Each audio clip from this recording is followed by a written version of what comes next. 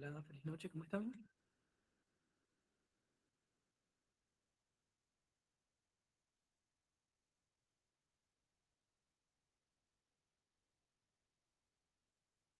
¿Se escucha por aquí?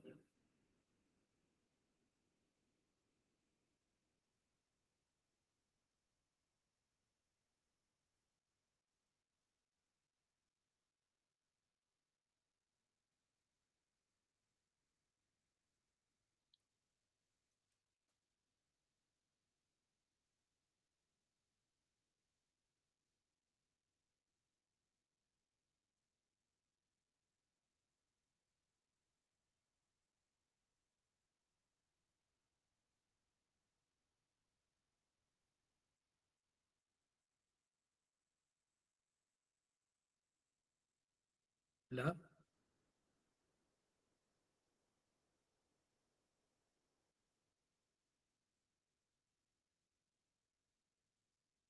¿Y ahora?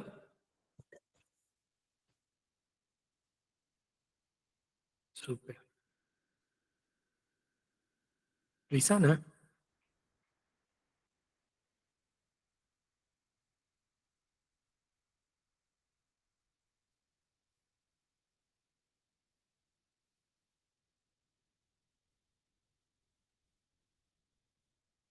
súper. Checo, ¿cómo estás?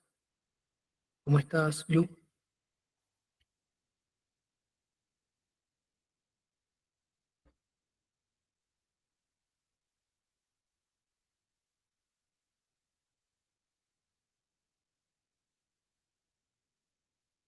Vamos a esperar un momentico que se conecten más personas, ¿vale?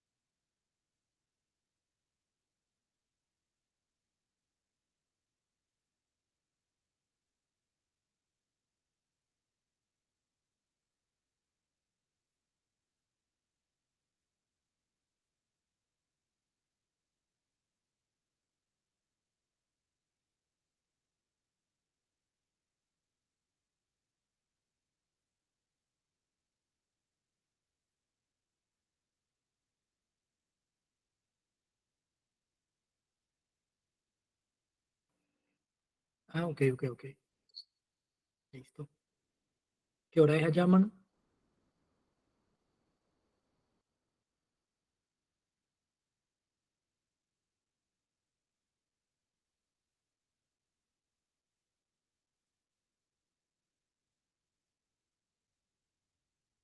Duro.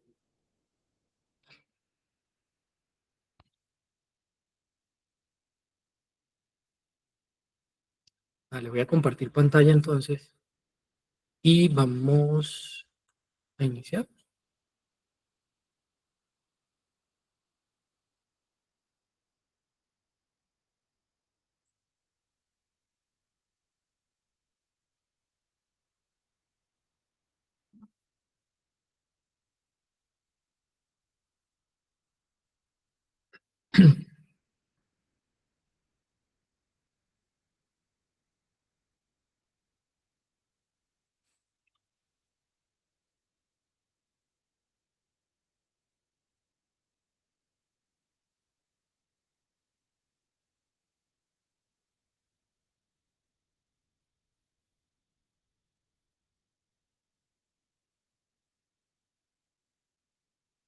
Ahí se ve la presentación, ¿cierto?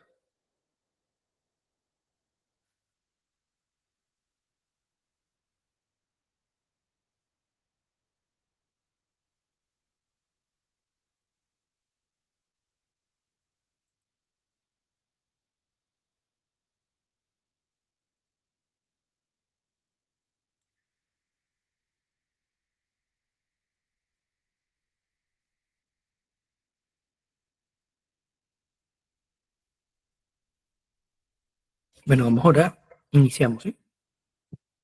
Padre amado, te damos gracias, te bendecimos. Padre, bendecimos tu nombre. Te damos gracias por tu amor, gracias por tu misericordia. Te damos gracias porque tu presencia está con nosotros. Te damos gracias porque tu Espíritu Santo nos ayuda en todo momento, en toda debilidad. Tu Espíritu Santo es quien nos fortalece, Padre, y te damos gracias por ese regalo. Te pedimos que seas tú mismo, Padre, dándonos entendimiento, sabiduría, que seas tú quitando todo lo que no sea tuyo de nosotros, de nuestra mente, y que sea tu verdad estableciéndose en nuestras vidas, Rey. Te pido que pases carbones encendidos por mis labios, por mi corazón, por mi mente, y que tu Espíritu Santo sea quien hable, Padre, que sea tu Espíritu Santo dirigiéndonos, fortaleciéndonos, reconfortándonos, y que sea tu Espíritu Santo por sobre todas las cosas guiándonos, Rey. En nombre de Yeshua. Amén.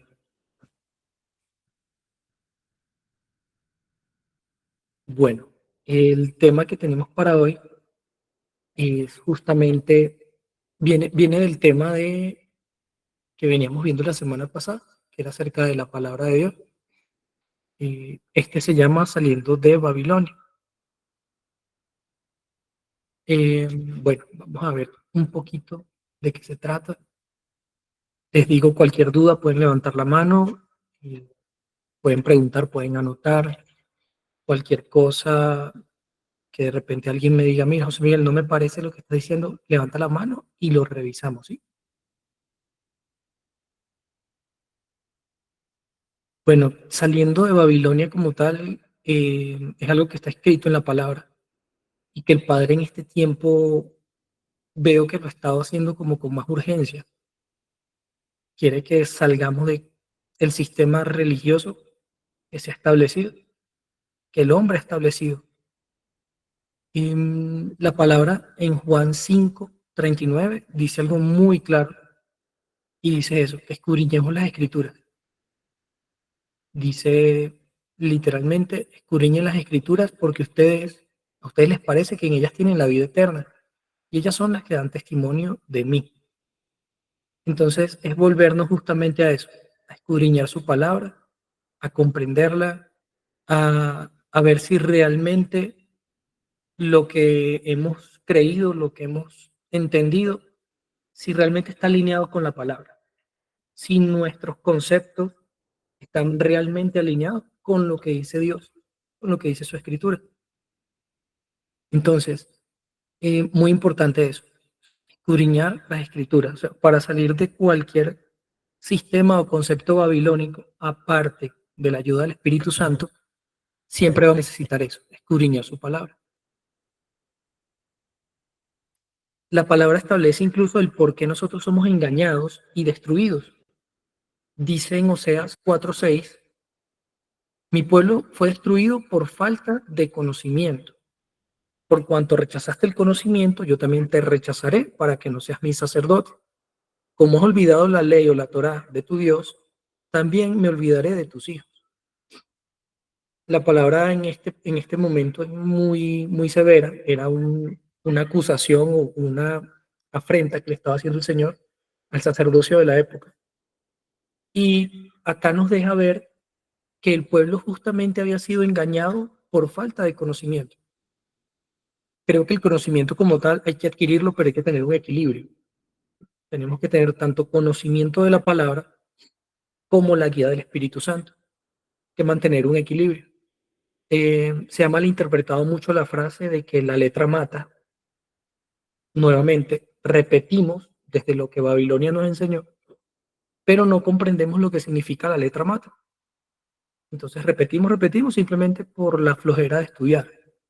Pero aquí, a diferencia de lo que nos han dicho, acá el Padre está diciendo que el pueblo fue destruido. No fue que fueron disciplinados, no es solamente que fueron llevados cautivos, no es solamente, sino que hubo una destrucción como tal. ¿Por qué? Porque rechazaron el conocimiento, por la falta del conocimiento. Entonces, la semana pasada conversamos un poco acerca de las tradiciones de los hombres, ¿sí? Y lo que es la voluntad de Dios. ¿Qué hablábamos? Habíamos visto Marcos Marcos 7, donde Yeshua estaba ya hablando con los fariseos y los escribas, ¿cierto? Y les decía que, bueno, que ellos habían puesto por encima la tradición de los hombres, por encima de la ley de Dios. Eso es grave porque cuando hablamos de tradición de hombres, estamos hablando de mandamientos humanos. Aquí sí me gustaría hacer una pausa, que cada quien me pueda abrir el micrófono y que me diga si conoce un mandamiento de hombre que haya escuchado. No sé, no sé, fui una vez a una iglesia y no dejaban entrar a la gente con pantalón, ¿no? Ahora sí, si tienen alguna idea, les ha pasado anteriormente, pues los escucho, ¿sí? Hola José, buenas noches, ¿cómo están todos? Ya haré, todo Bueno, bien.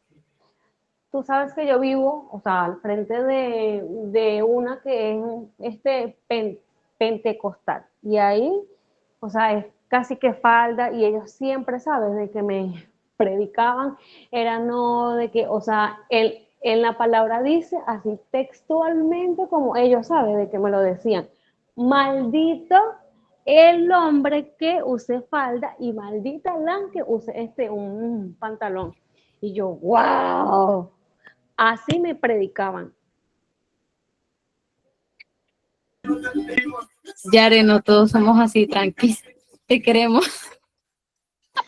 Hola Gaby.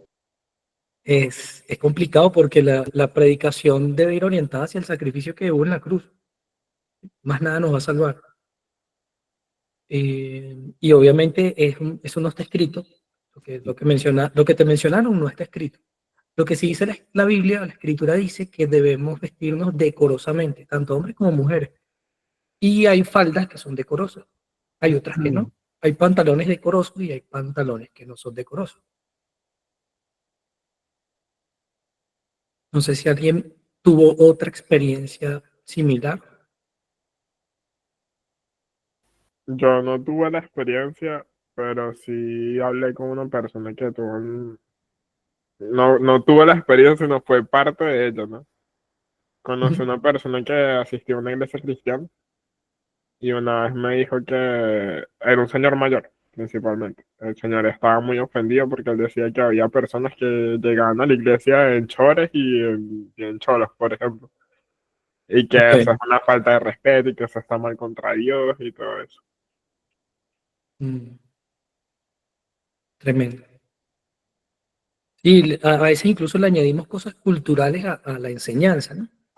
Porque hay sitios donde de repente lo que usan son guayucos y si va un misionero, pues no les va a decir, no, es que no te predico porque estás en guayuco. Es complicado. Eh, no sé si alguien más quiere agregar algo.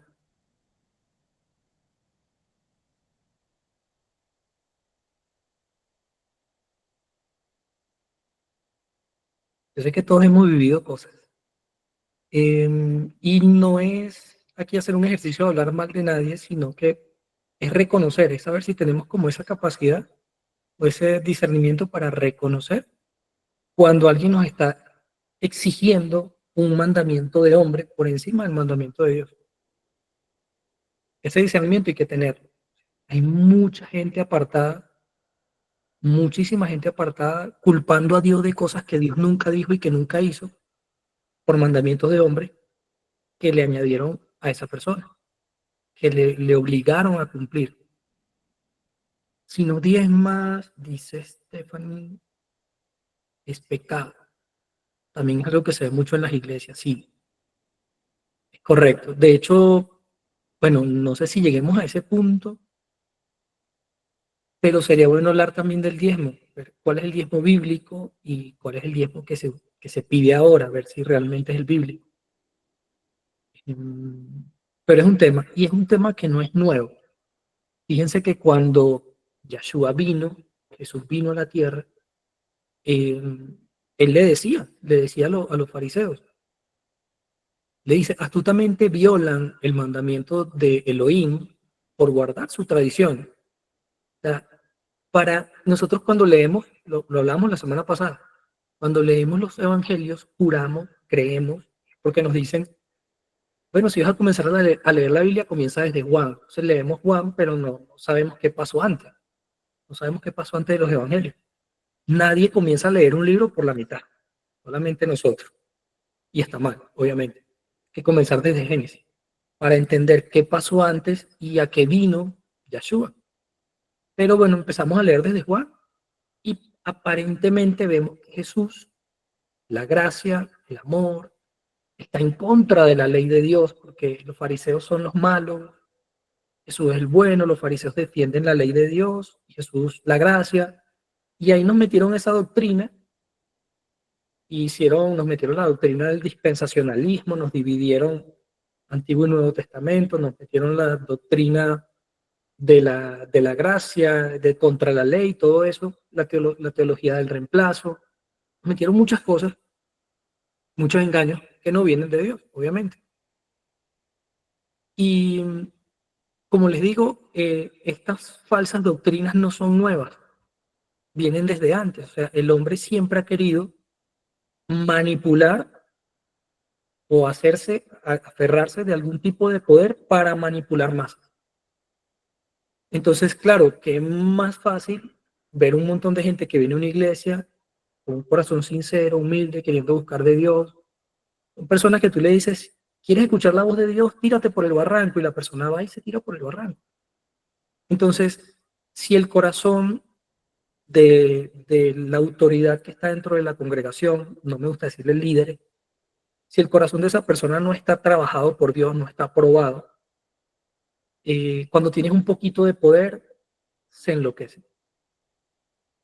Nos enloquecemos. Un poquito de poder y un corazón pervertido, eso es horrible. Y empezamos a abusar de las demás personas. Eso era lo que pasaba. Fíjense, Marcos 7, 9 al 13. Vamos a leer desde el 1 más o menos. Dice, se juntaron a Jesús. Les voy a mostrar la pantalla de la aplicación de la Biblia. Dice, se juntaron a Jesús los fariseos y algunos de los escribas. Son dos sectas diferentes. Ellos habían venido de Jerusalén, los cuales, viendo a algunos de los discípulos de Jesús comer pan con manos inmundas, esto es, no lavadas, los condenaban.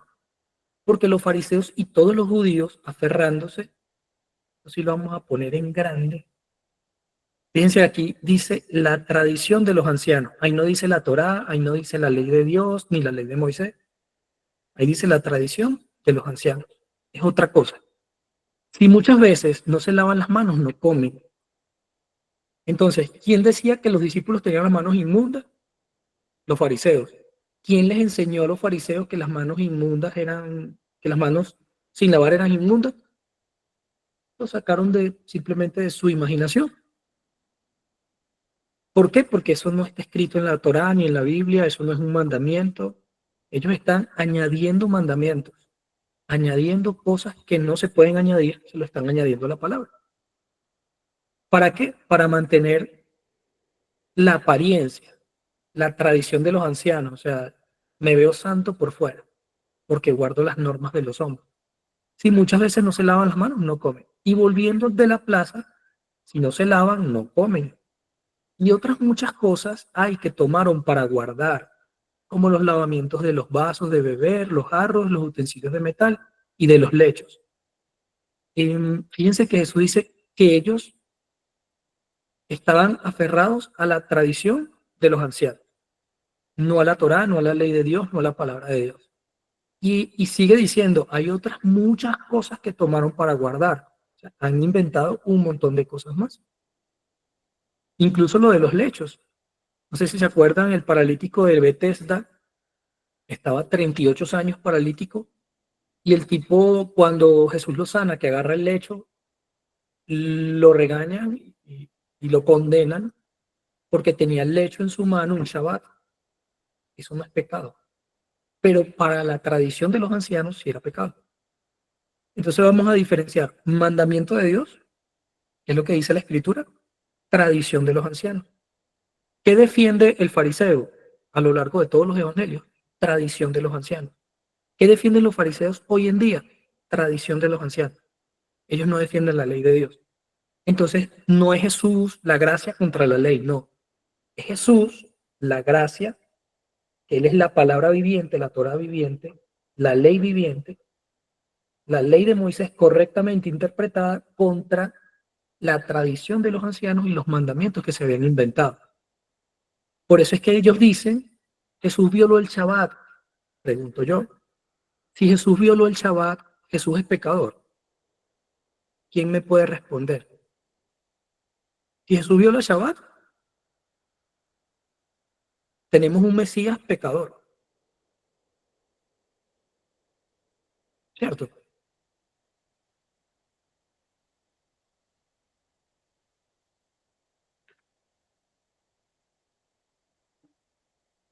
Sin pena. ¿Qué les parece? Pregunto entonces, mejor dicho. ¿Jesús violó el Shabbat?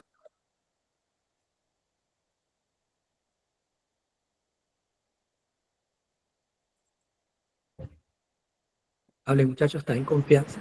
Yo creo que no. Ok. Mary, Jacob, Yare, Gaby. ¿Qué me cuentan?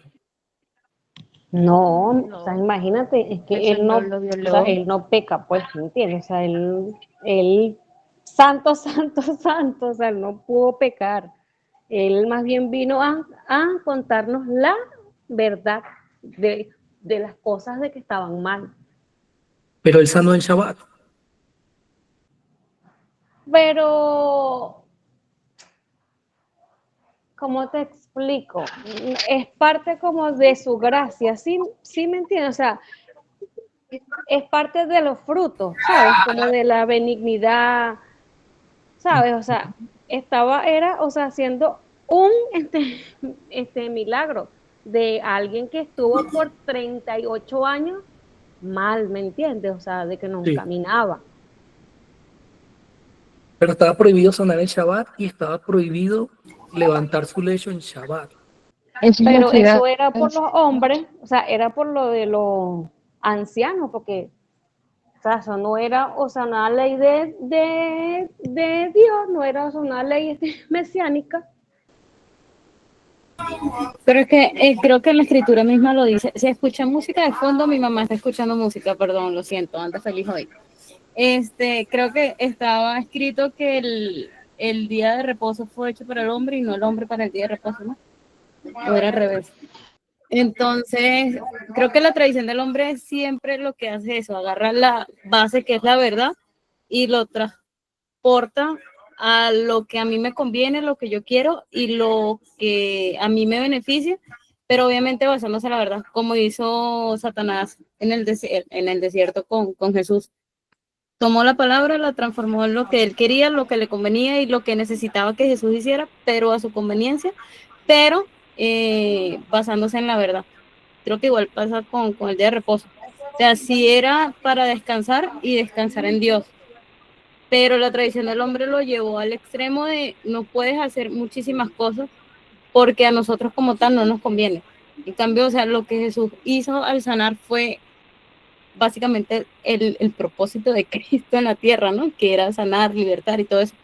Entonces yo creo que encajonarse como como una costumbre netamente humana es lo que pervierte la base de lo que Jesús quería hacer.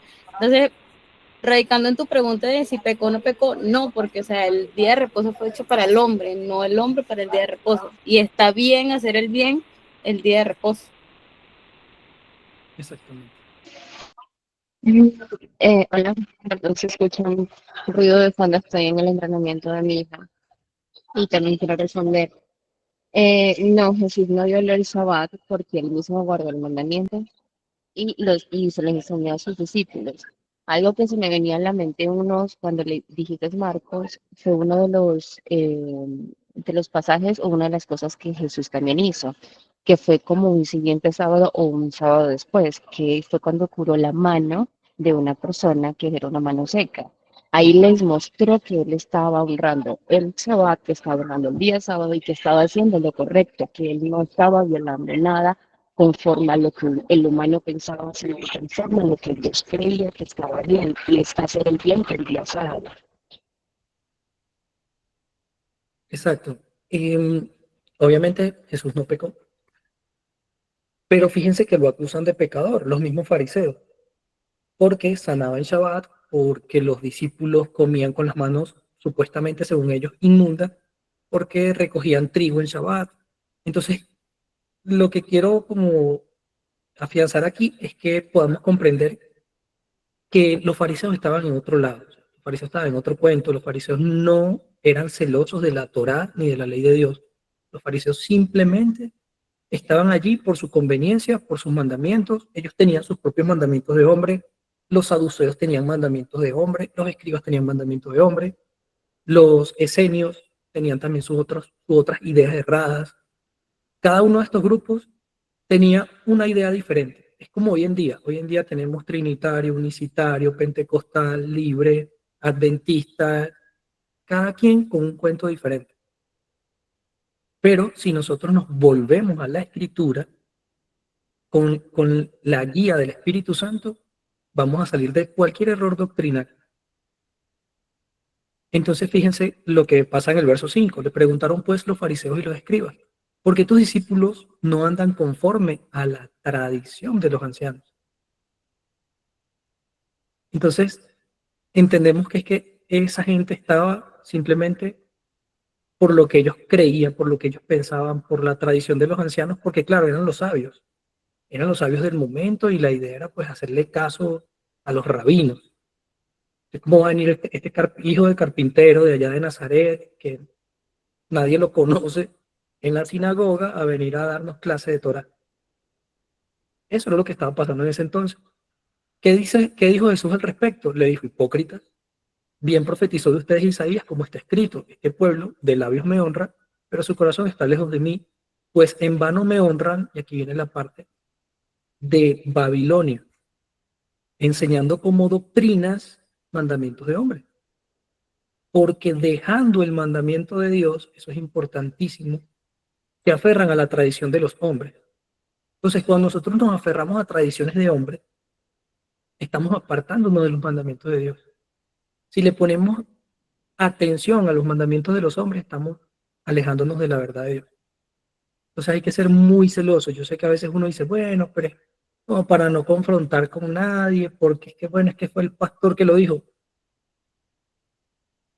No, o sea, obviamente hay que pedir sabiduría. Obviamente hay cosas que las personas, así como nosotros no sabíamos algo hace 2 años y ahora lo sabemos, hay personas que también están en su proceso, así sean pastores, ministros, como sea. Pero sí hay que, por medio de la ayuda del Espíritu Santo, ir poniendo como esos puntos muy claros, ¿no? Si algo es de hombre, yo no estoy obligado a hacerlo. O si no me queda de otra, si ya estoy en una congregación y sé que están haciendo mucho énfasis en ese mandamiento de hombre, pues, tratar de acercarme, ahí tenemos que estar llenos del Espíritu, ¿sabes? Mansedumbre, templanza, fe, dominio propio, o sea, no ir a contender ni a agarrar a piedra a nadie, pero sí con todo el amor del mundo, como el Espíritu Santo nos vaya guiando, ir y poder hablar con esa persona. Les pongo un ejemplo. En una oportunidad, el pastor nos dijo que sí o sí, para ministrar teníamos que hacer 3 canciones rápidas y 2 lentas. Pastor sabe de Biblia. La primera congregación que estuve acá, que le dije, pastor, no puedo ministrar, no puedo seguir con el equipo de alabanza. Porque el día que a mí Dios me diga, quiero que ministres acerca de libertad, y yo de libertad tengo nada más 2 canciones rápidas y no las 3, yo te voy a incumplir. No tengo más canciones rápidas de libertad. Tengo de lo que quería era también como que pudiese entender que las cosas no son cuadradas. O sea, el Espíritu Santo no lo vamos a mover a nuestro antojo. Es como Él diga, no como diga el hombre. Entonces, obviamente, pues eso fue un detalle muy, muy interesante. Pero es por eso, no podemos encajonar ni encasillar a Dios a como nosotros creemos que es. Simplemente mucho más fácil es preguntar, Padre, ¿qué quieres tú que se le ministre a tu pueblo? Y no importa si la canción es rápida, si es lenta, eso es lo de menos. importante es obedecerle para que él pueda hacer lo que él quiere hacer. Nosotros somos unos esclavos, nosotros no somos nadie para decirle a él, es que yo quiero hacer 3 canciones rápidas. Entonces, ese tipo de cositas, de eso estamos llenos dentro de las congregaciones. Y llegamos al punto de dejar el mandamiento de Dios y aferrarnos a la tradición de los hombres. Entonces, fíjate lo que también decían los fariseos. Bueno, Jesús le decía a ellos, invalidan el mandamiento de Dios para guardar sus tradiciones. Porque Moisés en la Torá dice, honra a tu padre y a tu madre. Y el que maldiga a su padre o a su madre, que muera irremisiblemente. Pero ustedes le dicen, no, es que lo que yo tengo no es para ti, es para llevarlo de ofrenda al templo, que es el corbán. ¿A quién le interesaba que llegaran ofrendas al templo? A los sacerdotes. Entonces, si el pueblo peca, hay ofrenda. Si peca el doble, hay el doble de ofrenda. Si peca 10 veces más, hay 10 veces ofrenda. ¿Qué querían los sacerdotes? Que el pueblo pecara. Y no lo digo yo, lo dice la Escritura en Oseas. Eso era lo que hacían ellos. Entonces, hoy en día, lo mismo. ¿Qué quiere la gente? Platica. Entonces, se invalida la palabra de Dios por medio de las tradiciones que el hombre ha transmitido. Y ya luego de esto, Jesús comienza a aclarar todo lo que viene luego. Entonces, hay que estar muy pendientes. ¿Cómo sé yo qué es tradición de hombre y qué es palabra de Dios? Tengo que estudiar la palabra. No hay otra forma. Tengo que estudiar la palabra. Entonces, las tradiciones de hombre o la voluntad de Dios, la voluntad de Dios. Y sé que es difícil el momento que estamos bajo autoridad y la autoridad quiere imponer tradiciones de hombre.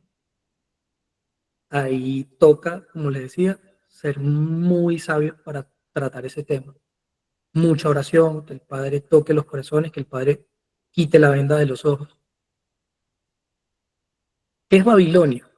Apocalipsis 18:4 dice, y oí otra voz del cielo que decía, salgan de ella, pueblo mío, para que no sean partícipes de sus pecados y para que no reciban sus plagas.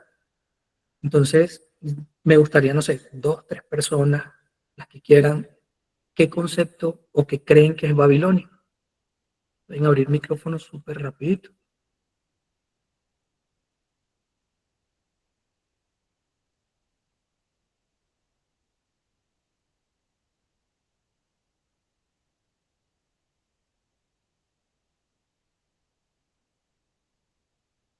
No todos, no todos al mismo tiempo. Por allí está Nelson, Sebastián, Julia, Jennifer, que no han hablado. Tengo entendido que Babilonia representa el mundo, ¿no? Mm, sí, sí. Babilonia básicamente es un sistema. Lo que se le dice mundo, es que fulano es el mundo, todos estamos en este mundo, ¿no? Pero cuando se habla de mundo de esa forma despectiva, se está hablando es del sistema, el sistema caído. Ese pregunta, aquí tipo pregunta. Cuando hace referencia a Babilonia, hace referencia no sé cómo decirlo, al antisistema, al sistema satánico, no sé cómo decirlo, pero Sí. como la antítesis de lo que es reino y justicia. Sí, claro. Okay. Babilonia es el reino de las tinieblas prácticamente. Entonces, veamos esto. Vamos a ver que en este caso, Marcos 5:25 al 34, no sé si recuerdan el pasaje, esta mujer dice, voy a tocar el borde del manto del Mesías o el zig-zig, que son esos cordoncitos que están allí. Y yo sé que si los toco voy a ser salva, voy a ser sana. Eso está en Malaquías. O sea, a veces como que sí, leemos y pasamos de largo por algo de la escritura. Pero cuando profundizamos, comprendemos mucho mejor y esta mujer lo había hecho. ¿De dónde sacó ella que si tocaba el borde de su manto iba a ser sana? No sé si alguien sabrá de dónde sacó ella eso.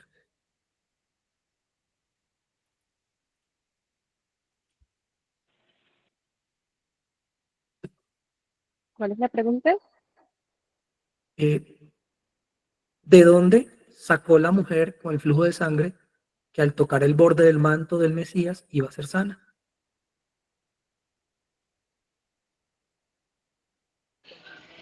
¿O sería de la fe? Del simple Mm, hecho de creer que con un simple toque podría ser sanado, esa, esa esperanza hasta el último recurso que dio esa mujer, que lo último que fue, pensó que el mismo Mesías le iba a curar, esa fe de que si era, no era él, no era nadie. sí, había como esa necesidad de obviamente acercarse a él, ¿no? Me les presento por acá.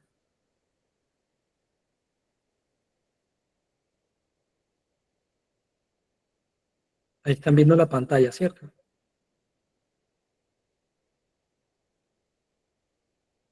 Perdón, le voy a mostrar la Biblia.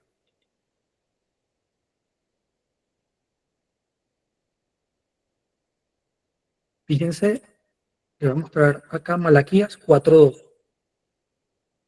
Dice, mas a ustedes, los que temen a mi nombre, nacerá el sol de justicia, y en sus alas les traerá salvación. Es una arista, un filo, parte del vestido, de las cobijas, ¿sí? Eso es lo que se refiere allí. Entonces, esta mujer, ¿qué sabía? Sabía Biblia. No había sido engañada porque sabía lo que decía la Escritura. Es una promesa mesiánica. Dice que el que teme al nombre de Yahweh, a esa persona le nacerá el sol de justicia. Y en sus alas iba a traer salvación, es decir, en su zigzag iba a traer salvación. Entonces, ¿qué dijo esta mujer? Si yo toco el borde del manto, yo voy a ser sanada. Y recordemos el contexto, una mujer con flujo de sangre era ritualmente impura. El punto de ella fue que hasta tenía que estar fuera de la ciudad. Entonces ella, si ella entraba a la ciudad, ya de por sí podían amonestarla. Si ella tocaba a alguien y contaminaba, había una pena, un castigo por ella según la Torá. Y si, aparte de eso, toca al rabino y lo hace inmundo, o sea, eso era un problema. Era prácticamente poner su vida en peligro. Y aún así, esa mujer fue, entró, atravesó toda la ciudad y lo tocó. Entonces, por eso es que su fe es tan grande. Y la fe viene justamente por la misma palabra. O sea, tenía conocimiento de la palabra. Ella no la iba a engañar en ese tema.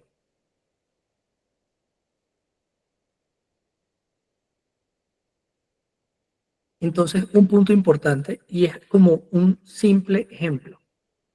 ¿Cuándo nació el Mesías? Bueno, se dice mucho y poco sobre el nacimiento de Yahshua, Jesús, en la Escritura. Muchos dicen fue el 25 de diciembre, ¿sí? Y se celebra la Navidad.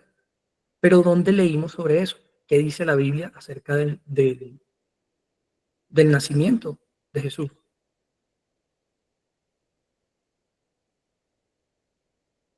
¿Quién nos enseñó que nació el 25 de diciembre? Es un ejemplo, es algo que repetimos y que celebramos, pero ¿quién nos los enseñó? ¿De dónde los aprendimos? ¿Por qué estamos tan seguros? ¿En qué parte de la Biblia yo fui y comprobé que eso era así? ¿Será algún trasfondo religioso, político, con el tema del nacimiento del Mesías?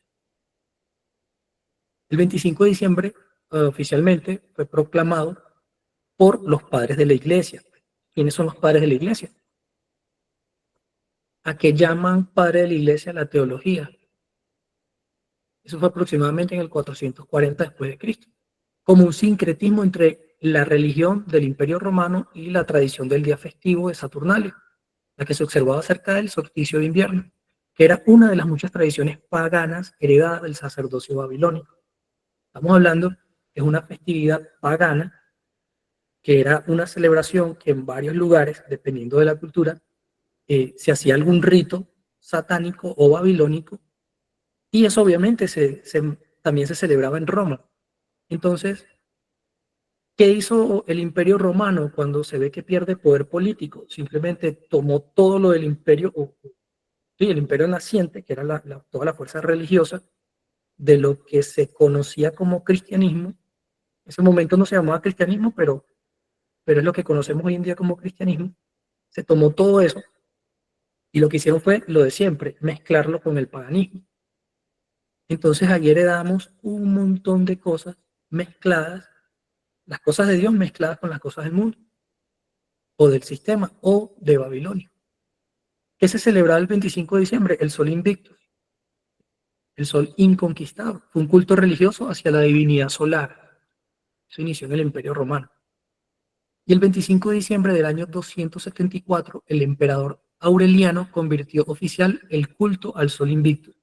¿Qué tiene que ver Roma con toda la enseñanza de Jesús? Bueno, que Judea estaba conquistada por los romanos.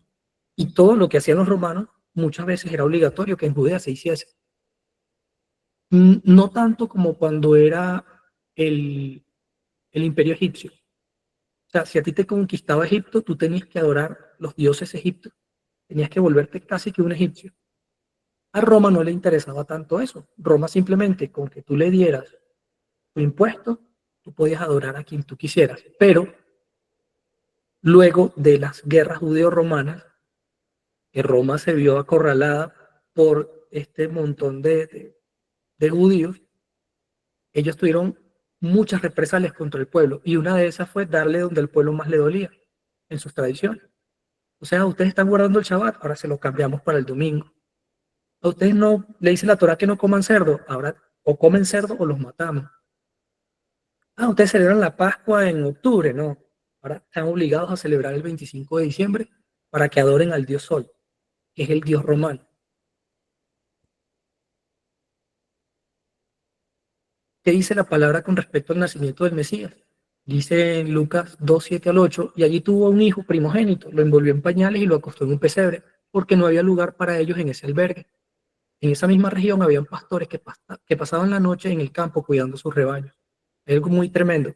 25 de diciembre o en diciembre tú no puedes salir a pastar ningún rebaño. ¿Por qué no puedes salir a pastar rebaño? Pues la nieve, el frío, nada de eso te va a dejar ir y pastar a un rebaño en Jerusalén. No puedes salir. No hay forma de que salga nadie en ese momento. Entonces, si vemos que hay pastores pastando y sacando un rebaño, entendemos que entonces el nacimiento no fue en diciembre. Aparte de eso, ¿por qué Jesús o Joseph y María o Miriam, porque ellos no consiguieron posada? Justamente porque se celebraba una fiesta en ese entonces y todo el pueblo de Dios, todo Israel tenía que peregrinar hacia Jerusalén. Entonces era un día festivo, todo el mundo iba al templo a adorar y no había espacio para nadie. Por eso ellos no consiguieron dónde dar a luz, no consiguieron posada. ¿Qué se celebraba en ese momento? Bueno, se acerca mucho, la gente dice que era la fiesta de los tabernáculos, de las enramadas. Entonces la fiesta de las enramadas, perdón, da para septiembre-octubre, no da para diciembre. Nunca se ha celebrado en diciembre. La fiesta cae en fecha, puede ser entre septiembre y octubre. Entonces, vamos a partir de esto. Algo tan sencillo como el nacimiento del Mesías, hasta hoy creemos que simplemente creíamos que era el 25 de diciembre. Ya Estefa comentó algo por acá. En Jerusalén creo que no cae nieve. No, creo que en las regiones aledañas, ¿sabes? Si tú ves el monte Hebrón incluso, ves el monte, incluso tiene nieve como en la parte de arriba, por el frío tan tremendo que había de la época. Bueno, todavía, ¿no? Pero en ese entonces el frío era imposible salir a pastar. Entonces, fíjense que algo tan sencillo como el nacimiento del Mesías jurábamos que era el 25 de diciembre. Entonces, miren, al día de hoy entendemos por la propia palabra que eso no cuadra. Simplemente fue un cambio que hizo Roma para que el pueblo de Israel adorase a sus dioses paganos, y así sigue hasta hoy en día. De hecho, si hablamos del domingo, vemos que es el Sunday o el día del sol. Entonces, ¿quién hizo el cambio? ¿Por qué hicieron el cambio? Dios hizo el cambio, Dios lo autorizó, Dios eliminó un mandamiento de su Biblia, de su palabra. No, pero hicieron el cambio. Eso fue, creo que fue el 313.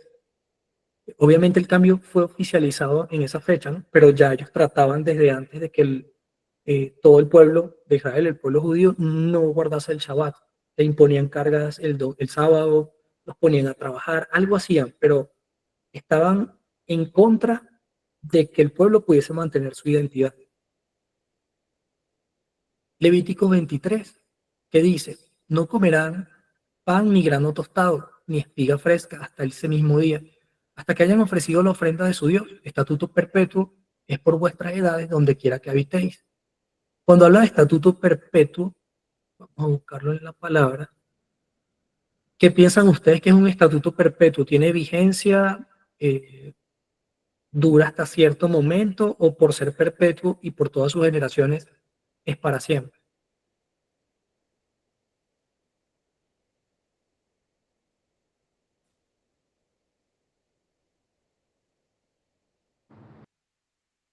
Yo pienso que es para siempre. Nelson dice también que es para siempre.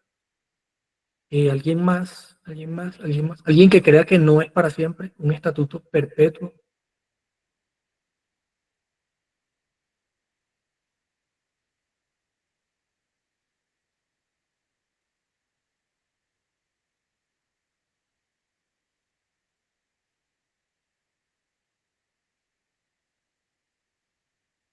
Bueno, les leo por acá. Habló Jehová a Moisés diciendo, habla a los hijos de Israel y diles, cuando hayan entrado en la tierra que yo les doy, y seguéis su mies, traerán al sacerdote una gavilla por primicia de los primeros frutos de vuestra siega. El sacerdote mecerá la gavilla delante de Yahweh, para que sean aceptos, y el día siguiente, día de reposo, la mecerá. Más adelante dice,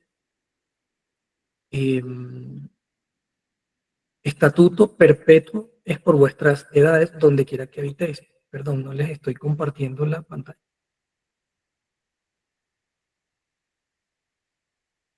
Estatuto por vuestras edades, donde quieras que habitéis. Estatuto perpetuo. Estamos hablando de algo que no va a terminar. No tiene punto de desaparición. Para siempre. Es continuo. Es eterno. Es largo. Es perdurable. Permanece perpetuamente. Entonces, todas estas cosas que Dios estableció, muchas de las cosas, incluso estas son sus fiestas. Las fiestas de Dios son fiestas solemnes que Él estableció. Él no estableció 25 de diciembre ni el cumpleaños de Jesús, nada de eso lo estableció. Dice, habla a los hijos de Israel y diles, las fiestas solemnes de Yahweh, las cuales proclamarán como santas convocaciones, serán estas. 6 días trabajarán y el séptimo día será de reposo, santa convocación. Ningún trabajo harás el día de reposo. Es día de Yahweh donde quieras que habitéis. Estas son las fiestas solemnes de Yahweh, convocaciones santas. Está diciendo que no es que son del pueblo judío, son de Yahweh.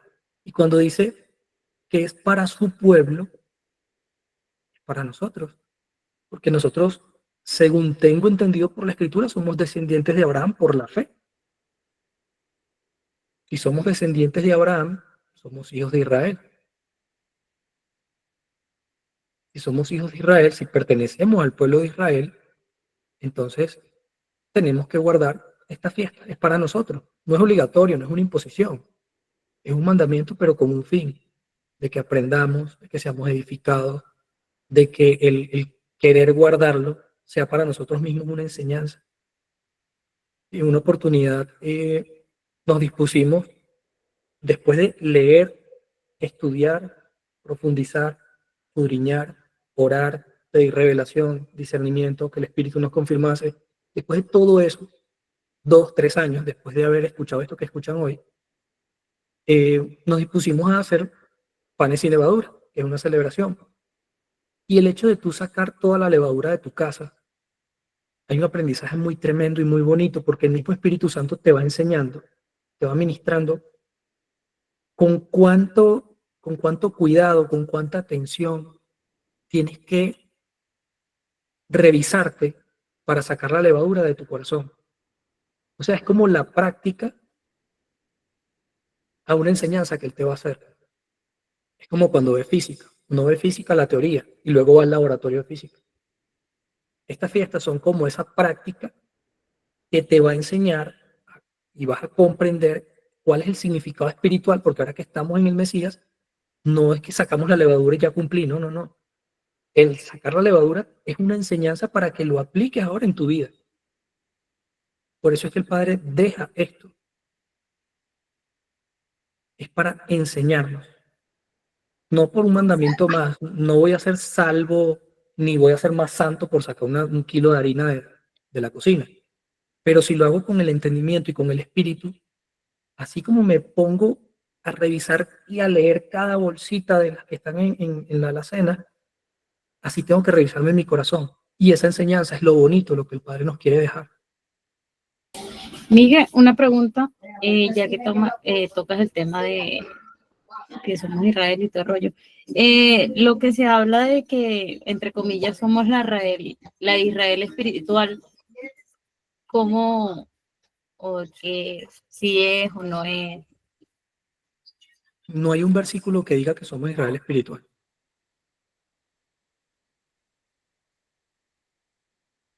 Exactamente, eso no existe. Romanos 11 es muy claro. Vamos a ver qué dice la palabra. Digo pues, ¿ha desechado Dios a su pueblo? En ninguna manera. Porque, dice Pablo, Pablo es de la tribu de Benjamín, pero él dice, yo también soy israelita. Claro, tú puedes ser de una tribu, pero finalmente el papá de los 12 patriarcas es Israel. Entonces, si tú eres de una tribu, por ejemplo, como Pablo, que era de Benjamín, él es benjaminita, pero es israelita. Porque Israel engloba las 12 tribus. Entonces él dice, yo también soy de la descendencia de Abraham, de la tribu de Benjamín. No ha desechado Dios a su pueblo, el cual desde antes conoció. Aquí habla un poco de Elías, vamos a seguir un poco más acá.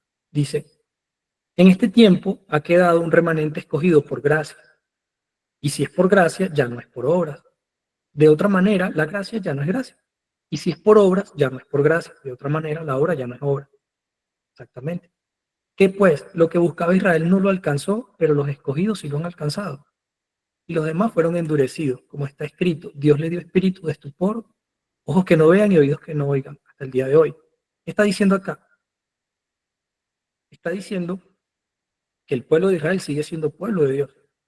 No ha sido desechado, es como comienza acá. No ha desechado Dios a su pueblo. Y eso es lo que vemos en Oseas. Realmente esto no nace en Romanos 11. El origen de esto es en Oseas. Y en Oseas dice, llamaré mi pueblo a la que no era mi pueblo. Entonces, ¿qué está diciendo? El Padre ha reservado un remanente, pero ¿cómo va a hacer para que ese remanente despierte? Bueno, tiene que agarrar a los escogidos, ¿verdad? Y endurecerlos. Es la única forma. Fíjense que él no dice, bueno, voy a eliminar el pacto con Israel y voy a hacer uno nuevo con los gentiles. No dice eso. Él endurece el corazón de Israel para que lo maten, para resucitar y para poder abrir el pacto a todos, incluyendo los gentiles. Fácil hubiese sido, yo no voy y muero, yo con un chasquido de dedos cambio la ley y ya. Pero él no lo hizo así, él no va a violar su propia ley. Entonces, ¿qué hizo? Permitió que se le endureciese el corazón al Israel terrenal, que lo rechazaran, que lo mataran, y luego de eso poder decir, bueno, ahora me voy a los gentiles. Y la salvación es por fe, no es por no es, perdón, es por fe, no es por obra, ni por linaje, no es porque seas israelita que eres salvo, no, no, no. La salvación es por la fe en el Mesías. Entonces, digo pues, ha tropezado Israel para que cayese, en ninguna manera. Pero por su transgresión vino la salvación a los gentiles, para provocarles celo. Ahora fíjense lo que dice aquí con respecto a Israel. Si su transgresión es la riqueza del mundo, porque el hecho de que ellos hicieran todo mal nos trajo bendiciones, y su defección, la riqueza de los gentiles, o sea, el haber hecho las cosas mal, es una riqueza para nosotros, ¿cuánto más será su plena restauración? Porque ustedes hablo, gentiles, por cuanto yo soy apóstol a los gentiles, honro mi ministerio. ¿Sí?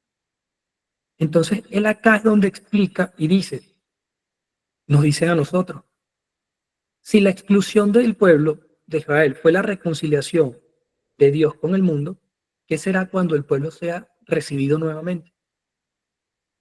Imagínense lo tremendo y lo glorioso que será. Si las primicias son santas, también lo es la masa restante. Si la raíz es santa, también lo son las ramas. Dice, si algunas ramas fueron desgajadas, es decir, los judíos, y tú, siendo olivo silvestre, es decir, gentil, has sido injertado en lugar de ellas, en el pueblo de Israel, has sido hecho partícipe de la rica raíz que es Cristo y de la savia del olivo, no te jactes contra las ramas. Aquí nos está diciendo, si tú siendo gentil, el Padre te tomó y te hizo como parte de su pueblo, ya no eres gentil, eras gentil. Gentil es el que no tiene a Dios, no tiene promesa y no tiene Mesías. Dejaste de ser gentil y te añadió o te injertó en el olivo natural, que es Israel. ¿Cómo te vas a jactar contra Israel? Que es lo que se predica en todas las iglesias. Que nosotros supuestamente somos los que sustituimos a Israel. No, no hay ninguna sustitución. Dios no va a dejar que nadie sustituya a su pueblo. Entonces dice, no te jactes contra las ramas. Y si te jactas, quiero que sepas que tú no sustentas a la raíz, sino que la raíz es quien te sustenta a ti. Pues las ramas, dirás, fueron desgajadas para que yo fuese injertado. Ojo, el gentil fue injertado. Aunque tú no lo sepas y creas que eres gentil, tú ya no eres gentil. Tú fuiste injertado en el pueblo. Entonces, por su incredulidad, fueron desgajados los judíos. Pero por la fe, tú estás en pie. Entonces, no te ensoberbezcas, sino que más bien teme. Porque si Dios no perdonó a las ramas naturales, y tampoco te va a perdonar. Aquí está todo. Y aún ellos, si no permanecen en incredulidad, serán injertados nuevamente, porque Dios es poderoso para volverlos a injertar. Si tú fuiste cortado del que por naturaleza es olivo silvestre y contra naturaleza fuiste injertado en el buen olivo, en Israel, cuánto más los judíos, que son las ramas naturales, serán injertados en su propio olivo. O sea, cuánto más puede restaurar su propio pueblo. Y nos viene y nos dice Pablo, no quiero que ignoren este misterio. ¿Y qué es lo que hemos hecho por ignorancia? Valga la redundancia, ignorarlo. ¿Cuál es el misterio? Que los gentiles ya no son gentiles. Que los gentiles iban a ser injertados en el pueblo de Israel, cosa que antes eso no pasaba por la cabeza de nadie.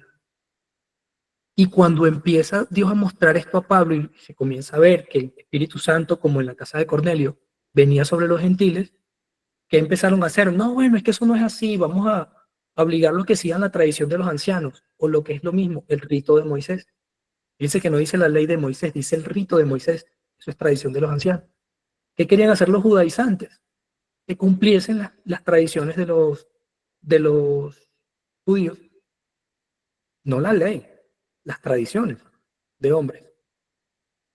O sea, ellos todavía no entendían el misterio. ¿Cuál era el misterio? Que los gentiles iban a pasar a ser parte del pueblo.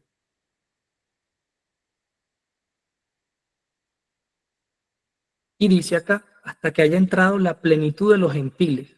¿Que hayan entrado dónde? Si yo soy gentil, ¿dónde tengo que entrar? Luego todo Israel será salvo. Entonces el gentil está entrando en Israel porque el único que va a ser salvo es Israel. Y esto es un tema de doctrina interesante. Vemos que hay dos posiciones teológicas en cuanto a lo que es la predestinación. La gente dice, estamos predestinados, y hay otra gente que dice que no. Son dos posiciones que son contrarias. No, yo estoy predestinado y si me voy a salvar, Dios va a hacer lo que sea porque me salve.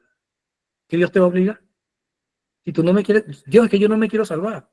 No, es que tú te tienes que salvar porque tú estás predestinado y te agarra y te obliga. No, eso es mentira. Eso no es la predestinación. Entonces la gente dice, no, si estoy predestinado, bueno, Dios sabrá qué hará conmigo. Sí, te vas a perder.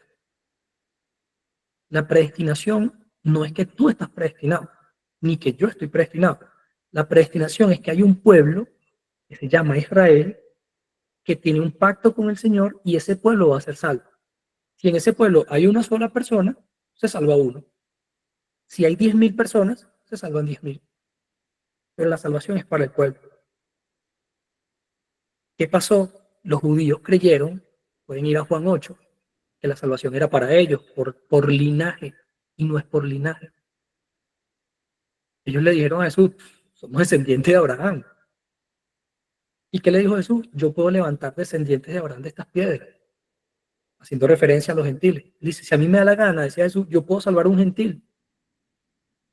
Yo puedo hacer salvo a un gentil.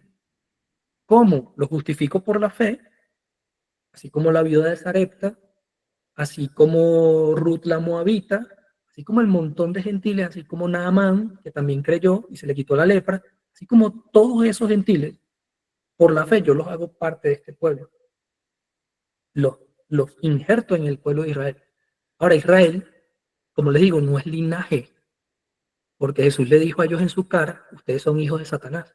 Así sean tataranietos de Abraham, ustedes son hijos de Satanás. El que es pueblo de Israel es el que tiene la fe en el Mesías. Esa persona ha sido injertada en el pueblo y como Dios tiene pacto con el pueblo de Israel, Dios entra en pacto contigo. No es que yo deje entrar a Jesús en mi corazón, no. Él te dejó entrar a ti y a mí. Yo era la basura, el pecador, Él me dejó entrar a mí. Yo no lo dejé entrar a Él, yo no soy nadie. Yo soy una basura, un esclavo.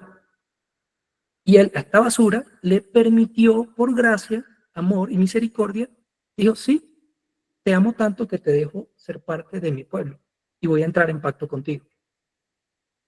Entonces, los que estamos aquí y todo el que cree en Jesús o en Yeshua como su Mesías es parte de un pueblo que se llama Israel. Eso, porque eso ya no lo entendemos así, porque se quitó el estudio o el entendimiento hebreo de las escrituras y se reemplazó por un entendimiento greco-romano. Y Roma dice que no. Roma dice que ella viene a quitar el pueblo de Dios y se va a poner ella, la iglesia. Eso se llama teología del reemplazo. Entonces la teología del reemplazo es algo satánico, es completamente contrario a lo que dice la Biblia. ¿Qué nos está explicando Pablo? Que no hay ningún reemplazo para el pueblo de Dios. Que antes nosotros, siendo gentiles, vamos a ser injertados. Pero no hay un reemplazo, que la iglesia viene a reemplazar a Cristo, o que la iglesia es un pueblo aparte de Israel. No, no, eso es mentira. Eso es teología del reemplazo. Anótalo, lo investigas, lo estudias y lo miramos la semana que viene. Entonces, la teología del reemplazo dice que la iglesia, acuérdense que cuando hablo de iglesia, estoy hablando de Roma y lo que vino después de Roma. Roma, el imperio, toda la iglesia católica y toda la iglesia cristiana. La teología que ellos manejan es, yo vine a quitar al pueblo judío y me pongo yo. Eso es satánico. Eso no es así. Nosotros somos injertados en Israel. No venimos a quitar a Israel. Es lo que dice Romanos 11. Y lo dice toda la escritura, y lo dice en Oseas, lo dice en todos lados.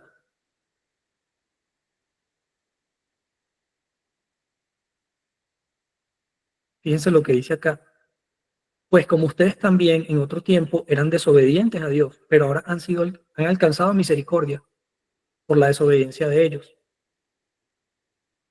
Entonces, léanse Romanos 11 y van a entender que no hay un reemplazo al pueblo de Dios, no hay un Israel espiritual, es simplemente que la iglesia quiere mantener su dominio, su poder político y religioso en las masas de los creyentes.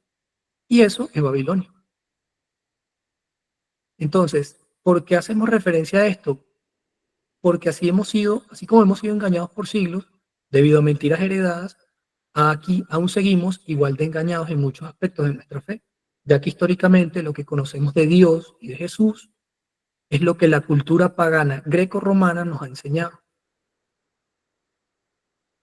El Eterno no quiere que sigamos ignorando estas cosas, y acá lo dice, no quiero que ignoren este misterio, ¿cierto?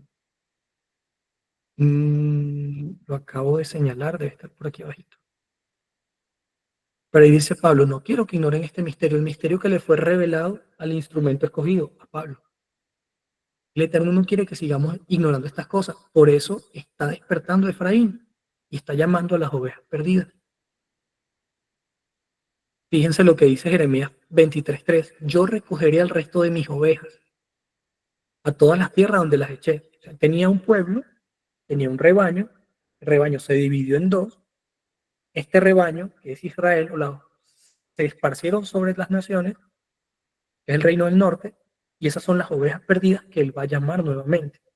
Ahora, ¿por qué se esparcen entre las naciones? Para cumplir la promesa de Efraín, que él iba a ser doblemente fructífero, iba a ser bendición tanto para el pueblo como para los gentiles. Y entonces esa bendición nos llegó a nosotros. Gracias a la desobediencia de Israel, llega a nosotros todo esto. Y la oportunidad de reconciliarnos con el Padre. Deuteronomio 30, del 3 al 4. Entonces Jehová tu Dios te hará volver de tu cautiverio y tendrá misericordia de ti y volverá a recogerte entre todos los pueblos donde te hayas esparcido, Yahweh tu Elohim. Y si has sido arrojado hasta los confines de los cielos, allí te recogerá Yahweh tu Elohim y de allá te tomará. Fíjense que había una dispersión y en ese momento se conocía el tema de la dispersión. Santiago 1:1, Santiago, siervo de Dios y del Señor Jesucristo. A las 12 tribus que se hallan dispersas por el mundo. Hubo una dispersión. Y la dispersión fue por las tribus del norte, por su pecado. Luego de la profecía de Oseas, luego de Malaquías, después que mataron al sacerdote en el templo, ahí Dios se quedó callado, Asiria vino y se los llevó cautivos. Isaías 11:12. Asimismo acontecerá que en aquel día el Señor pondrá otra vez su mano para recobrar el remanente de su pueblo que haya quedado en Asiria, y de Egipto, y de los Patros, y de Etiopía, y de Elam, y de Sinar, y de Hamat, y de las islas del mar. Y levantará estandarte a las naciones, y juntará a los desterrados de Israel, y reunirá a los esparcidos de Judá de los 4 confines de la tierra. Esto todavía no se ha cumplido. Esto se tiene que cumplir para que venga el Mesías. Ezequiel 37:16-17. Hijo de hombre, toma una vara y escribe en ella, para Judá y para los hijos de Israel, sus compañeros. Ok, aquí hacemos una pausa. Judá se refiere a las tribus del sur, 2 tribus que quedaron en el sur. En el norte habían 10 tribus que fueron esparcidas. Se les conoce como Israel o Casa del Norte, pero tomó el nombre de Israel porque era la porción más grande y toma el nombre casi que de toda la nación, como cuando se divide Colombia y Venezuela. Colombia se queda con el nombre de la Gran Colombia y Venezuela se queda con el nombre, con otro nombre, que es Venezuela. Pero es la misma división. ¿Y qué le dice el Señor? Toma una vara y pon para Judá y para los hijos de Israel sus compañeros. Luego toma otra vara y escribe en ella para José, vara de Efraín, y para toda la casa de Israel, sus compañeros. Se está hablando de los 2 reinos que habían sido divididos. Júntala una con la otra en una sola vara para que sean una en tu mano. ¿Qué está profetizando? Que se va a unir la casa del norte con la casa del sur. Gálatas 3:15-17. Hermanos, hablo en términos humanos. Aunque una alianza sea de hombres, una vez ratificada, nadie la cancela ni le añade. Ahora bien, las promesas a Abraham se le dieron también a su descendencia. No dice ya a los descendientes, como refiriéndose a muchos, sino a uno solo, a tu descendencia, que es el Mesías. Así que les digo esto, la alianza confirmada antes por Dios no abroga la Torá, que vino 430 años después para invalidar la promesa. Vamos a revisar Gálatas 3:15-17. Cuéntenme si tienen alguna duda hasta el momento. Sé que es bastante información.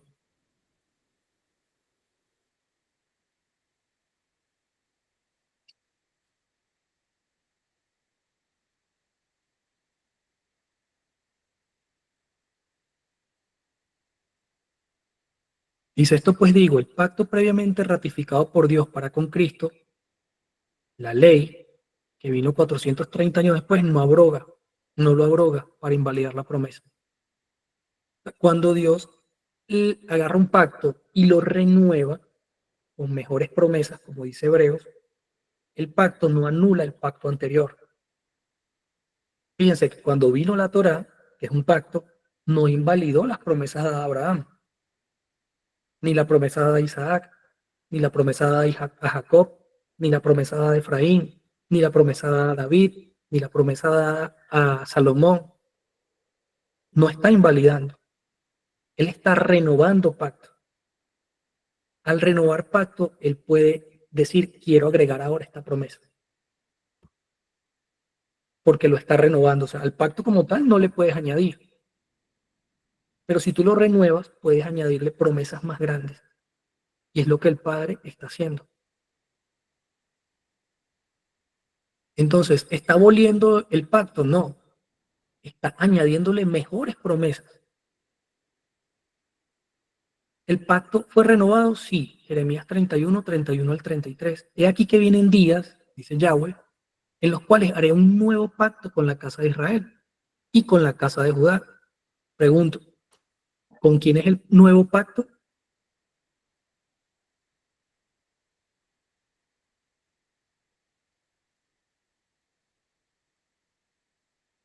Uno solito que me diga. Que no sea Gaby, que no sea Nelson y que no sea Yerixa, por favor. José Miguel, pero lo acabas de decir, el nuevo pacto es con Israel, ¿no? ¿Y quién? Exacto. ¿Y qué nos enseñaron? Ah, bueno, eso sí no sé. El nuevo pacto con la iglesia. Ah, bueno. Es el nuevo pacto nos enseña el nuevo pacto. Y es con Israel, ok. Sí, dice con la casa de Israel y con la casa de Judá. Sí, que era con la iglesia y que la iglesia era el Israel espiritual y que las bendiciones de Israel pasaban a la iglesia y todo ese rollo. Me imagino que de ahí viene todo eso, ¿no?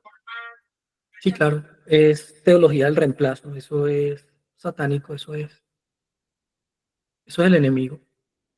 Pero fíjense, dice aquí vienen días, dice Yahweh, los cuales haré un nuevo pacto con la casa de Israel y la casa de Judá. Aquí no dice gentiles. No es que no vaya a haber pacto con gentiles, es que Dios no tiene pacto con un gentil. El gentil es el que está fuera del pacto. O sea, si entendemos qué significa la palabra gentil, comprendemos que el gentil es el que no tiene pacto. Cuando tú entras en pacto con Dios, pasas a ser parte de su pueblo. O sea, disculpa, entonces el gentil es el ateo, el que no cree en Dios. No, ¿Sí? no. Cualquier persona puede estar fuera del pacto. Básicamente De sí, hecho, incluye los ateos, ¿no? Claro. perdón que te interrumpa, Miguel. De hecho, una verdad que duele y que muy poco se maneja, bueno, se dice, es que aún dentro de las congregaciones hay gentiles, porque hay muchísima gente que se congrega y o sea, el cuerpo lo tiene dentro de la congregación, pero el corazón súper alejado de Dios. Entonces también aplica muchísima gente que va a las congregaciones, se congrega, hace discipulados y pernocta Sí, súper dentro de una iglesia, pero realmente el corazón no está circuncidado y no hay una muerte a lo que somos para vivir a lo que Él quiere de nosotros. es que hay un tema más rudo todavía. La señal del pacto, como tú dices, es la circuncisión del corazón, pero viene por el Espíritu. La señal de que tenemos pacto con Dios es el Espíritu Santo. Entonces, si las personas, si tú vas a una congregación y te dice, repite conmigo, por hacer una oración, te dicen, ya tienes el Espíritu Santo y no tienes nada, estás engañando. Y tú te vas creyendo que tienes el Espíritu Santo, pero realmente no tienes ni Espíritu Santo ni pacto con Dios. Sí, y lo peor es que como se supone que se hizo la oración y ya comiencen a ser un congregante de la congregación, valga la redundancia, hay como cierto nivel de frustración dentro de las personas, porque lo que debería ser un proceso del espíritu, el morir, el carguen su cruz y síganme, eso es un proceso totalmente natural del espíritu, que en la carne no lo podemos hacer, porque si lo hacemos en la carne nos vamos a frustrar, porque, o sea, que yo haya conocido, no creo que no he conocido a nadie que diga, ay, no sé, tengo un vicio, o qué sé yo, algo que me encanta y me apasiona. Voluntariamente voy a decir, lo voy a dejar. No he conocido a la primera persona, ¿no? Entonces, sí he conocido muchísimas personas que en su momento han dicho, me encantaba esto, pero a medida que intimé con el Espíritu Santo, mayor fue mi deseo por el Espíritu y por agradarlo, y fui soltando aquello. Entonces, eso también es como importante, no sé, tenerlo como que en cuenta. De el ir a una congregación no nos hace ser sellados con el Espíritu Santo. Y tener la teología o la cuestión de que si repito la oración, me congrego, hago los discipulados y estoy súper activa en la iglesia, tampoco es garantía de que tenga el Espíritu Santo. O sea, la garantía del Espíritu Santo es el fruto, ¿no? Y el fruto tampoco viene por mi esfuerzo humano, o sea, viene por una entrega a que yo lo agrado, yo lo amo y quiero hacerlo feliz. No, porque, no es un tengo, sino un quiero. Exactamente. Exactamente. Entonces fíjate que dice, no como el pacto que hice con sus padres en el día que tomé su mano para sacarlos de la tierra de Egipto, porque ellos invalidaron mi pacto, aunque fui yo como un marido para ellos, dice Yahweh. Pero este es el pacto que haré con la casa de Israel después de aquellos días. ¿Cuál es el pacto? El nuevo pacto. Vamos a ver qué dice la Biblia del nuevo pacto. Dice, daré mi ley o mi Torah, mi instrucción, mi enseñanza, mis mandamientos en su mente y la escribiré en sus corazones. Ahora, esto no es un proceso mágico. Obviamente, para que Él nos pueda dar su ley en nuestra mente hay que leerla. De día y de noche meditarás en este libro de la ley, todo eso está en Josué. Lo hemos escuchado 1000 veces. Para que Él nos dé la ley en la mente hay que leerla. Y la escribirá en nuestros corazones, ¿sí? A medida que vayamos teniendo ese placer de leer, de conocerlo, de buscar comprenderlo, conocerlo más a través de su palabra, eso va a ir siendo escrito en nuestros corazones. Y es allí donde Él será para nosotros por Dios y nosotros le seremos por pueblo. Fíjense esto. Ezequiel 36, 22, 27. Por tanto, di a la casa de Israel, a la casa del norte, que estaba esparcida. Así ha dicho Jehová el Señor. No lo hago por ustedes, casa de Israel, sino por causa de mi santo nombre, el cual profanaron ustedes entre las naciones, a donde han llegado. Santificaré mi gran nombre, profanado entre las naciones, el cual profanaron ustedes en medio de ellas. Y sabrán las naciones que yo soy Yahweh, dice Yahweh el Elohim, cuando sea santificado entre ustedes delante de sus ojos. Yo los tomaré de las naciones y los recogeré de todas las tierras y los traeré a su nación, a su país. Esparciré sobre ustedes agua limpia. ¿Qué es esa agua limpia? Muchachos, eso es la palabra sin quitarle y sin ponerle. La palabra sin manipulación, la palabra sin enseñanzas de hombre, sin teología del reemplazo. Esa es esta agua limpia. Y también esa agua limpia, obviamente, sabemos que su palabra es espíritu. Entonces, esa fusión de palabra y espíritu, limpiándome de todas mis inmundicias y de todos los ídolos, les daré un corazón nuevo, pondré un espíritu nuevo dentro de ustedes, quitaré de su carne el corazón de piedra, les daré un corazón de carne y pondré dentro de ustedes mi espíritu y haré que anden en qué? En mi ley, es decir, en mis mandamientos, que guarden mis preceptos, mis estatutos y los pongan por obra.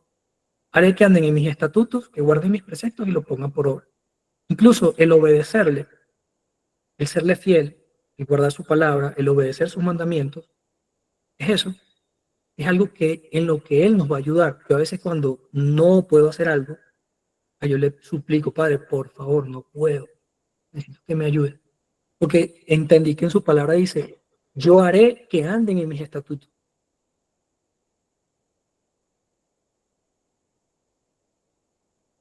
Fíjense acá un poquito más abajo, donde estábamos. Les voy a mostrar un momentico. Gálatas 3. Gálatas es uno de los libros más mal interpretados de la Escritura, donde más se malinterpreta a Pablo, porque se cree que Pablo está hablando de la ley para salvación y jamás Pablo ha explicado la ley para salvación. La ley no es para salvar. Entonces, ¿para qué sirve la ley? Fue añadida a causa de las transgresiones. ¿Para qué? Para que no hiciesen más transgresión. Hasta que viniese la simiente a quien fue hecha la promesa y fue ordenada por medio de ángeles de mano de un mediador. Porque hasta que viniese, este hasta no denota un fin, sino que ahora la simiente, es decir, la simiente de Abraham, que es Yahshua, es el que nos va a ayudar a guardarla. Ya no vamos a transgredir. El mediador no es solo de uno, pero Dios es uno. Luego, la ley es contraria a las promesas de Dios. ¿Qué nos han enseñado? Si es contraria. La ley es mala, la promesa y la gracia es buena. Pero Pablo nos dice en ninguna manera, porque si la ley fue dada, si la ley pudiera vivificar, la justicia fuera por la ley. Está diciendo, la justificación del ser humano no es por la ley. El ser humano es solamente justificado por fe. Luego de haber sido justificado por la fe, luego de haber recibido el Espíritu Santo, luego de haber sido lleno del Espíritu Santo, va a comenzar a vivir en obediencia, es decir, guardando la ley. O sea, es algo tremendo y es un tema súper largo, ¿no? Que seguramente lo vamos a ver luego. Entonces, para resumirles, ¿qué es Babilonia? Un sistema contrario al sistema de Dios. ¿Qué ha pasado con Babilonia? Bueno, tristemente Babilonia se ha infiltrado. O sea, el ser humano, en vez de dejarse guiar por el Espíritu y dirigir hacia el pueblo de Dios por el Espíritu, lo que ha hecho es establecer sus propios mandamientos para controlar a las masas. No sé si les ha pasado. Hace días me contaron, una persona le habían dicho que estaba pasándole algo como mal porque no estaba yendo, o sea, a pesar de que iba toda la semana a la iglesia, como no estaba yendo los martes, que era por eso que le estaba yendo mal. Explíquenme, ¿dónde dice eso la palabra? Entonces, ese tipo de mandamientos de hombre lo que hacen es alejar a las personas, quemarlas dentro de las iglesias, matarlas espiritualmente. Eso no viene de Dios. Y si no viene de Dios, viene de Satanás. Así de fácil. Entonces, las congregaciones han adoptado un sistema babilónico para mantener la estructura piramidal. La estructura que se ha mantenido hasta ahora tristemente, para que se puedan mantener algunas congregaciones, ha sido, vamos a buscar no el orden de Dios, como el Espíritu Santo cuando se paseaba sobre las aguas, que trajo orden y trajo luz, no. Como no quiero someterme al Espíritu Santo, porque no me da la gana, prefiero vivir en la carne, entonces voy a tratar de dominar y controlar al grupo de personas que asisten los domingos a la iglesia. ¿Cómo lo domino y lo controlo? Con leyes de hombre. Entonces, ¿qué hago? Un sistema jerárquico, como está diciendo Gaby. Un sistema jerárquico como la Torre de Babel. ¿Qué hago con ese sistema jerárquico? Bueno, ahora sí, desde ahí puedo dominar y puedo controlar a las personas. Controlarles la vida incluso. Todo lo puedo hacer desde ahí. Y ahora por moda, ¿qué se hizo? Bueno, ahora vamos a agarrar los ministerios, que todos son los mismos. Para Dios un evangelista es lo mismo que un pastor, que un apóstol, que un profeta, que un maestro. Ahora vamos a hacer esto una pirámide. Vamos a ponerlo así y vamos a poner el apóstol arriba. Superapóstol, el ungido. No podemos ir en contra del ungido. Y después del apóstol, ¿cuál ponemos? El evangelista, ¿no? Ese es un loquito que anda en la calle gritando, ¿no? No, eso no atrae gente. Vamos a poner al profeta. Entonces, después del apóstol tenemos al superprofeta. Y esos son intocables. Los demás son pastores, un loquito, todos son cualquier cosita. Pero el apóstol y el profeta son los ungidos. Eso es satánico, eso es teología del reemplazo, eso es la estructura babilónica dentro de las congregaciones. Ya las congregaciones no está el Espíritu Santo, es Babilonia. Miguel, perdón, otra vez que te interrumpa, pero es que es un tema súper delicado, porque, a ver, al tener el sistema jerárquico, como decías ahorita, o sea, es un sistema de manipulación, y eso hace que las personas no conozcan a Cristo, y al no conocer a Cristo, entra en posibilidad lo que se cumple en la escritura que dice que en los postreros días le diremos en tu nombre echamos fuera demonios, profetizamos, hicimos, apartados de mí, no los conocí. Entonces, más allá de tomarlo como una crítica hacia un tercero, es, obviamente no se está haciendo, pero ajá, más allá de verlo a una crítica a un tercero, a un líder, a un pastor, a quien sea, es como entender y madurar en ese aspecto, de que, o sea, el sistema de Dios no es jerárquico ni piramidal, sino lineal, ¿no? Y entonces está el rollo de la super honra de no decir, no hablar y no hacer muchísimas cosas, que al final del día no, lo grave no es un pueblo manipulado, lo grave es que el día de mañana esa alma se pierde, porque obviamente no sabemos cuánto tiempo vamos a estar en esta tierra y la persona puede vivir 15, 20, 2 años en manipulación, pero la persona se muere y se pierde, lamentablemente. Entonces yo creo que resaltar lo delicado en ese tema es eso, de que entre que no entremos en conciencia y no despertemos, corremos ese riesgo de que podemos tener toda una vida de servicio, pero el día de mañana Cristo nos va a decir, no los conocí. Y es súper delicado eso. Claro. Hay el tema de decir o hablar, sí, pues tiene que ser, como te digo, muy guiado por el espíritu porque es complicado. Complicado, no todo el mundo va a comprenderlo. Hay gente que está muy aferrada a sus cuatro paredes, ahí son como unos reyes, y entonces es muy difícil que una persona reconozca o se arrepienta. No es imposible, sería lo ideal. Como todos tenemos que arrepentirnos de cualquier cantidad de cosas, ¿no? Pero es difícil. Es difícil. Fíjate, acá en la pantalla tenemos justamente la torre de Babel, o una imagen que hace referencia. Y es así, es una estructura. Marcos Brunet en una prédica hablaba acerca de lo que es edificar sobre la roca. En el pueblo hebreo, cuando iban a edificar, ponían una roca, que es la piedra angular, y tú tenías que adaptarte a esa piedra. Tú tenías que construir o edificar todo conforme a la piedra.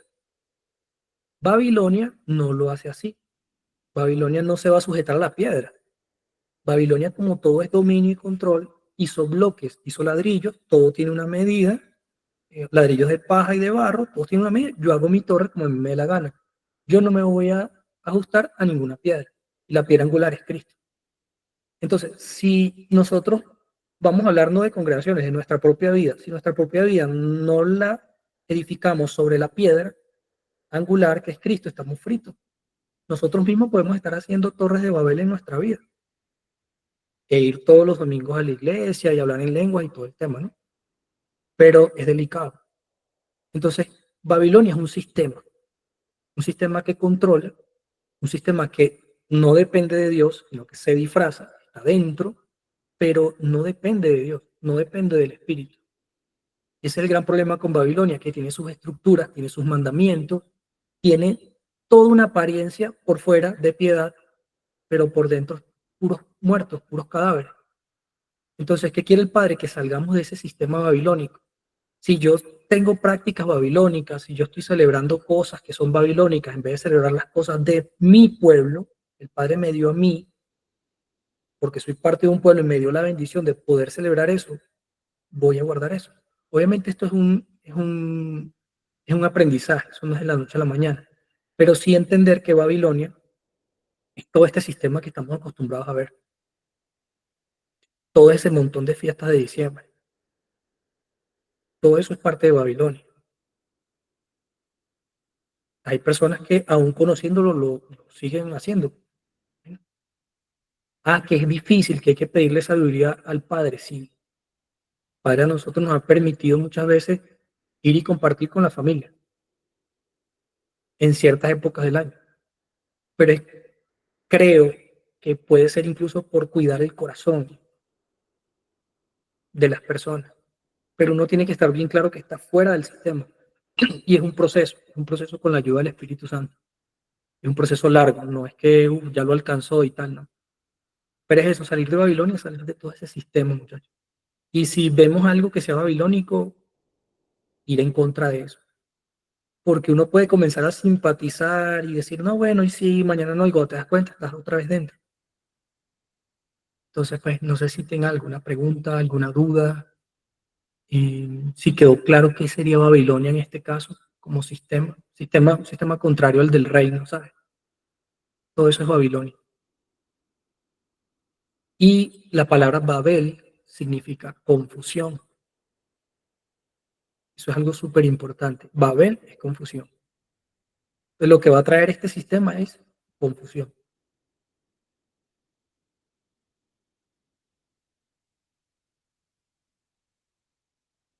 Bueno, José Miguel, no, yo lo que quería era hacer un comentario, no sé si ustedes han oído tú, que también ese sistema babilónico se lo han dado a naciones. He oído, no sé si será verdad, que incluso a la nación americana le dicen Babilonia. Entonces, bueno, eh, es un comentario, he oído eso. Sí, yo tenía muchas dudas cuando comencé. De hecho, le pregunté a un montón de hermanos qué es Babilonia, qué es Babilonia. Y no había una respuesta así como puntual, ¿no? Ujú. Pero realmente sí, todos los reinos de este sistema operan bajo esa misma Sistema, influencia espiritual que es Babilonia. Obviamente va en contra del reino de Dios. sí. Entonces sí, se le dice mucho a Estados Unidos también, que es la Babilonia. Ajá. Sí, se hace alusión, Sí has oído, ¿verdad? Sí has sí, oído. el mismo señor hace alusión a eso cuando habla de que viene invasión extranjera a Venezuela. Ajá. Habla de que viene del Reino del Norte, y el Reino del Norte que constantemente amenazaba con invadir Israel era justamente Babilonia. Y fue lo que pasó en tiempos de Jeremías justamente, que vino el Reino del Norte, Babilonia, y los llevó cautivos. Entonces sí, también todos estos reinos que son independientes al reino de Dios, son aparte, están prácticamente levantados sobre esa estructura babilónica. Ujú.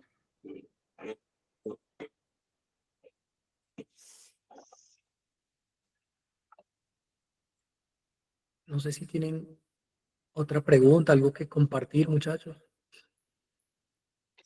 Bueno, yo rapidito voy a preguntarte, cuando tú hablaste de Éxodo, que decías que el Padre decía, y los haré volver otra vez a su tierra, ¿acaso tiene alguna relación con todo este éxodo que hubo ahora mismo en nuestro país, Venezuela, todos los que salimos?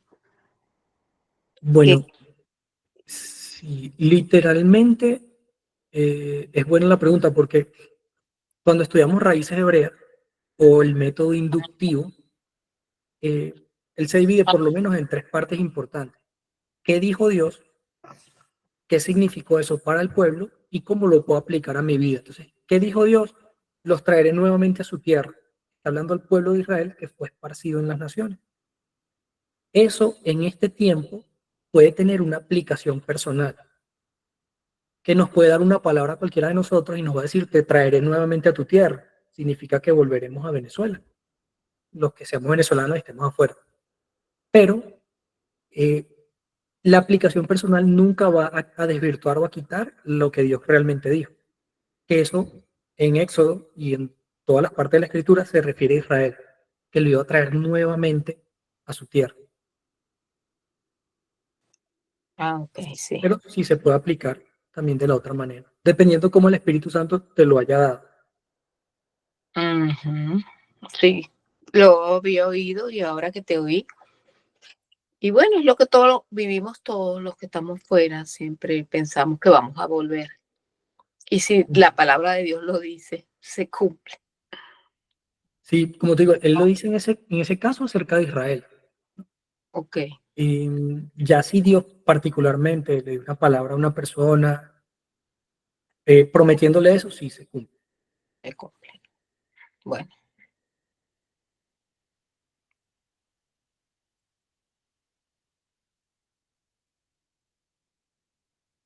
No sé si hay comentarios. No. Nelson compartió, no piensen que he venido para abrogar la Torá o los profetas, no he venido para abrogar, sino para cumplir. Porque en verdad les digo que hasta que pasen el cielo y la tierra, todavía no han pasado el cielo ni la tierra, Ni una jota ni una tilde pasará de la Torá hasta que todo se haya cumplido. Amén. Bueno, eso es todo por hoy. Gracias por conectarse. Voy a estar compartiendo también todo el video por YouTube. Bien, Bueno, voy a orar para despedirnos, ¿vale? vale. Padre, te damos gracias, te bendecimos, bendecimos tu nombre, te damos gracias por tu amor, te damos gracias, Padre, por tu misericordia.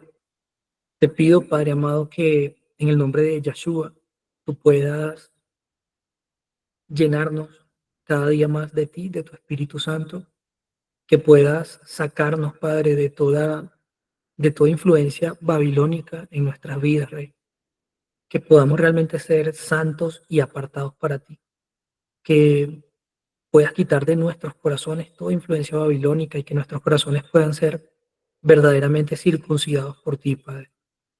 Te pido, papá, que cualquier duda, Padre, cualquier inquietud en los corazones, te pido que sea tu Espíritu Santo, que es el mejor maestro que hay, enseñándonos, Padre. Que sea tu Espíritu Santo dirigiéndonos en todo lo que se habló hoy, Padre, todo lo que sea tuyo, que tú puedas traer confirmación de tu palabra. Que lo que no sea tuyo, Padre, lo saques a la luz, lo expongas, si hay algo que no es tuyo, si hay algo que no procede de ti, que seas tú trayéndolo, Padre amado, pero por medio de tu Espíritu. En el nombre de Yeshua te damos las gracias, te pido que puedas bendecir y tocar el corazón de cada una de las personas que se han conectado, que han querido, que no se han podido unir, las que no han podido estar, que puedas tocar también sus vidas, sus corazones, que puedas traer sanidad, Padre, a cada uno de nosotros, sanidad a nuestras familias, que puedas traer salvación a cada familia aquí representada, Padre, que puedas, Padre Santo, traer paz a la vida de cada uno de los que estamos acá y que podamos siempre, Padre, ser guiados por tu Espíritu. En el nombre de Yeshua, amén, y amén, amén, Amén. amén, Jack. Bueno, que estén súper bien, que tengan una feliz noche. Igual. Bendiciones. Amén. Nelson, shalom, hermanito.